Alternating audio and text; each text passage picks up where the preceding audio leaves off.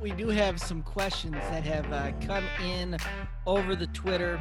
Some guys that are curious about, you know, maybe who has a bigger week, how to set some lineups, things like that. So we got a couple of questions coming in. We're not going to spend a ton of time here. Thank you to everybody that submitted the questions. I know we've gone back and forth with a lot of folks over the Twitter, but we're just going to hit up a couple here on the show. And we'll start off with one, and it was, who will have a bigger week one, Big Ben or Carson Wentz? That one's intriguing to me because Big Ben, I mean, this is his first, live football action in over a year, right? He didn't play at all last season, if I remember correctly. No, Or he was started hurt twice. Yeah, he Okay, started. so I mean, essentially, he's got a full calendar year where he wasn't playing any football. So I'm I would lean a little bit more towards Carson Wentz just because I'm Carson Wentz apologist, so like that's where I'm going to go anyways. Like that was when that question came across, it was like, well, that's an obvious choice. But looking at it honestly, I think that Carson's probably a little bit more ready to go than Big Ben is. In terms of having some familiarity with the offense and guys that he knows he can throw to. I mean, there's still Zach Ertz, there's still Dallas Goedert, sure, the wide receiver core is, whatever this year for the Eagles, but I think they have a pretty strong running game, and I think that will benefit Carson Wentz. And I'm getting some weird looks here. Ben hasn't played football in about a year. That's going to be tough for week one. Here's why Ben Roethlisberger will have a better week one than Carson Wentz is because he do have receivers to throw the ball to, and not just a bunch of guys who you hope pop on the outside. A J.J. Arcega-Whiteside, maybe Rieger gets on the field. Deshaun Jackson's back. We know Alshon's dinged up. Miles Sanders and Boston Scott. And yes, you have your double tight end threat in Philly. The thing is, you're still playing a divisional game to open the season. And traditionally, divisional games to open the season are a little bit more low scoring because you're familiar with each other's schemes. It might be slightly different being that Rod Rivera is a new coach there in Washington, but I do think that game is probably going to be a little bit more low scoring. The Washington football team and the New York football Giants both have pretty porous defenses. And so I think the Steelers on Monday Night Football, Big Ben's return, you have Juju, you have Deontay Johnson and Washington, and then Eric Ebron coming out for tight end. Connor has been endorsed as the bell cow back while still trying to sprinkle in Benny Snell and McFarland. And I just like Pittsburgh's makeup here a bit better in this week. Honestly, you can't go wrong with either one, but Big Ben's my choice because I like his weapons more against a team that isn't going to be as familiar with the Steelers offense as a divisional matchup in week one. Personally, if I've got both on my roster, I'm going to lean the Carson way this one. But I can't dispute anything that you said there, Kevin, because I think you're spot on. I think right now the Steelers have the better offensive weapons surrounding Big Ben. I think that they're going to do a little bit more to maybe try and save him coming out the gate just a little bit because I think they might, introduce him a little bit slower because he's coming off of that injury, and they don't necessarily want to have him go out there and throw the ball 35, 40 times a game like we've seen Big Ben do. I think they'll scale him back a little bit. They'll use James Conner on the run. The fact that James Conner's healthy entering this year, the same cannot be said for Miles Sanders right now. So I think that Philadelphia may have to lean on that run game, or Philadelphia may have to lean on the pass game a little bit more so week one. But I think both of them are going to put up very, very solid numbers. And part of the reason I'm going to lean Carson is if I've got both of those guys on my roster, I spent the higher draft capital on Carson Wentz by probably a good 2 or 3 rounds there.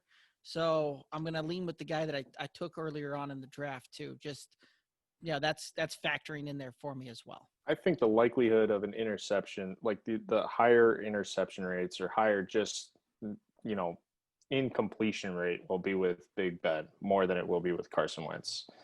And again, that's simply based on rust. And I know Big Ben's been doing this a long time, and it's like riding a bike for him, but The NFL, it's a different animal every year. You spend some time away from it. It's really, really hard, especially at the quarterback position. It's really, really hard to get back into the swing of things when you haven't had any other competition. I mean, we're talking about no preseason, no combined practices. Like this is his first action. So I think that that's going to lean a little bit more. Kevin, I agree with you. I think Big Ben is probably going to have a good game. I just think that Carson Wentz will have a better game.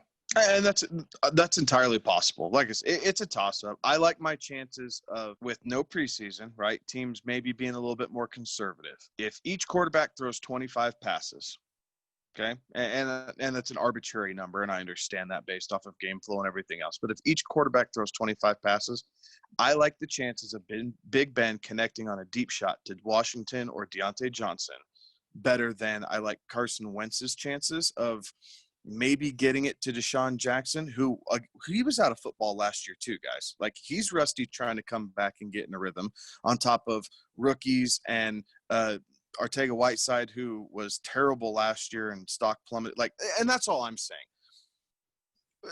Toss up. I will admit that. I'm going to lean Big Ben because I trust the Steelers passing game slightly more than I trust the Eagles at this moment. That's fair. And I think Pittsburgh has the better weapons going into week one surrounding Big Ben. And it wouldn't surprise me to see those two quarterbacks finish within a point or two fantasy total wise. So this is not going to be a big spread. I don't think you can go, like we said to open this up, I don't think you can go wrong either way. It's just a matter of preference at that point. So, split decision on the panel on that one. The other question that we had come in was who do I start kind of question. So help me figure out my starting week one lineup and sent over the shot of the lineup. So it looks like it's an ESPN kind of a standard scoring league there. One QB, two running back, two wide receivers, one tight end, one flex, one defense, special team, and a kicker. And looking at it, he's only got one defense, one kicker. That's an easy start there. Patriots and Will Lutz were the defense and the kicker. Now, looking at it, also looks like there's only one quarterback on the roster, so Drew Brees is going to be the starter there. But running back-wise, you've got, again, two and a flex.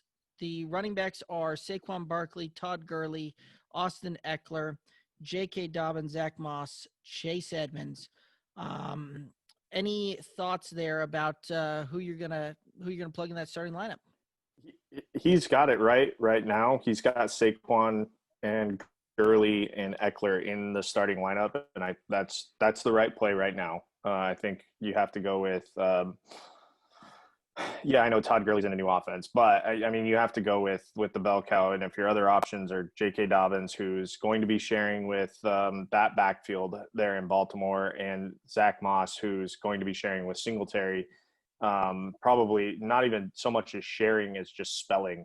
I think that he's got it right with Eckler in the flex and then Gurley and Barkley as his starting running backs. I'd agree with that. Eckler, Gurley, Saquon. You're starting all three of them. That would be my opinion as well. The wide receivers, two wide receivers, they've got Juju, Will Fuller, and then on the bench you've got DK Metcalf, Michael Gallup, Jalen Reagor, and Bryce Edwards. Any thoughts there?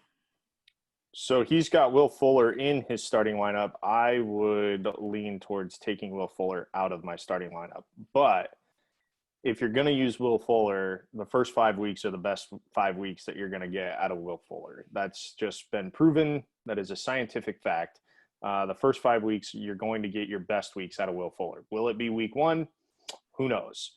But with Michael Gallup or DK Metcalf there on the bench, I would substitute one of those guys. And that's where I kind of am not sure which one I want to go with. Do I want to go DK? Do I want to go Gallup? Because we don't know what this Dallas offense is going to look like with all of these new shiny toys that Dak Prescott has to throw to. Or all of, I shouldn't say new and shiny, but the toys that he's got to throw to. I would probably lean a little bit more towards Gallup than Will Fuller, but that's where I would go. I wouldn't have Will Fuller in my starting lineup this week.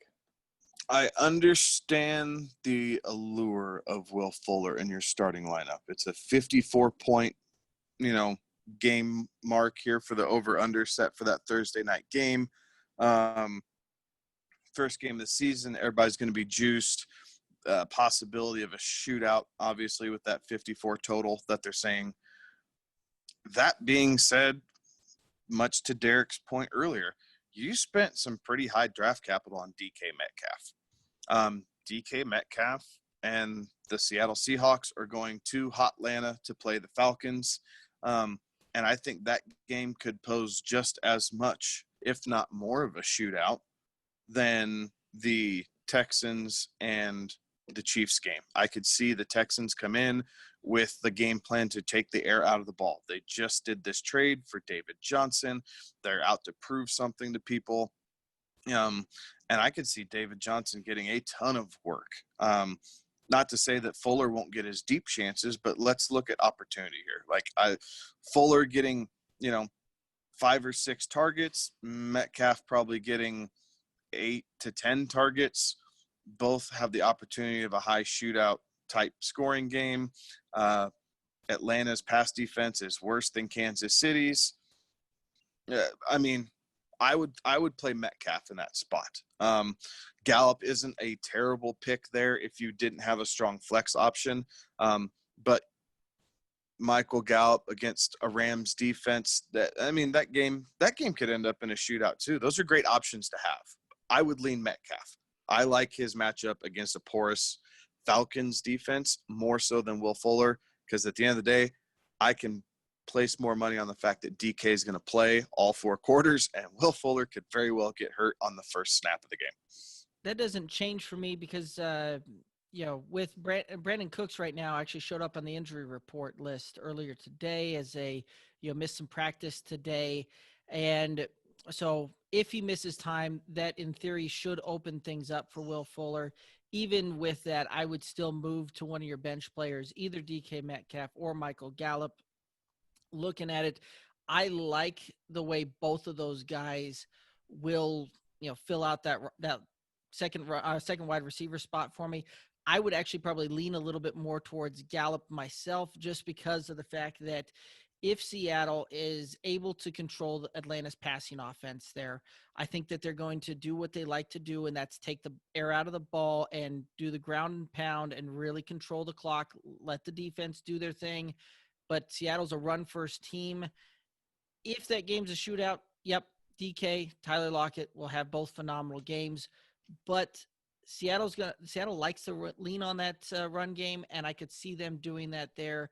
Dallas, is going to run the ball, or not. Dallas is going to throw the ball, and Mike McCarthy, they love Dak's right arm, and they're going to lean on that, and I could see them airing that ball out a lot in that Rams game. So that would be where I'd go there. I will say, though, I think there is some hesitation to lean towards Gallup. That I could see the hesitation to lean towards Gallup because we don't know what this Dallas offense is going to look like. Will they try to run the football more with Zeke? Will they try to establish themselves as a run-first team? Will Mike McCarthy? It's a new offense, so I can see how that could cause for some hesitation where there's a little bit more comfortability with DK Metcalf and Russell Wilson in that Seattle offense. So I can see where there's a little bit hesitation to go with Gallup. Not to mention you've got Cooper and CeeDee Lamb there as well. And I'm not sure how much they'll get CeeDee Lamb involved early on. We'll see what they do, but I can see the hesitation towards leaning towards Gallup. So I guess the safer play would be DK Metcalf. Gallup's my number 2. I would go Metcalf, Gallup, and then Fuller, because that Rams game, if Jalen Ramsey is going to be on Amari Cooper, so that leaves Michael Gallup in a prove-it situation, guys. Like, they just brought in seemingly his replacement, right? They paid Amari. They have this rookie who they don't have to pay for 5 years. And then you have Michael Gallup, who's in the middle and fighting for his big deal to become the guy. And we've been pounding the table this all offseason about Gallup. He's clearly my number 2 for this week because I like the fact that he's playing the off corner of Jalen Ramsey, and he does already have a rapport with Dak. So I am completely comfortable with DK or Gallup. I just like DK more this week. Okay. But for sure, the other wide receiver that this guy has in there is Juju, and we're okay with Juju being in there. Against the Giants, yes. In the starting Yes. lineup. Yeah, we're okay with Juju. We're talking about this other wide receiver spot that he's got to fill. Yeah, I like Juju against the Giants this week. Yeah. Let's see what again, high draft capital. Let's see what this guy has. Yeah. You know, if it comes down to it and you really want to play the safe floor to kind of, depending on how your team is constructed and who you're playing against, if you want to play a higher floor than Juju, then you play Gallup and Metcalf. If you're trying to figure out what these guys are worth that you spent high capital on, then you play Juju and Gallup or Metcalf, it seems like, right? It seems like we're all fading Will Fuller. Get Will Fuller out of your starting lineup. Figure out the rest. Fuller's a great flex option, but he's not a guy who's going to drive home points in a PPR unless he hits the big one. And he has to hit the big one for him to be relevant. That's sounds like the consensus with Juju and DK, but a strong option to go with Juju and Gallup in there as well.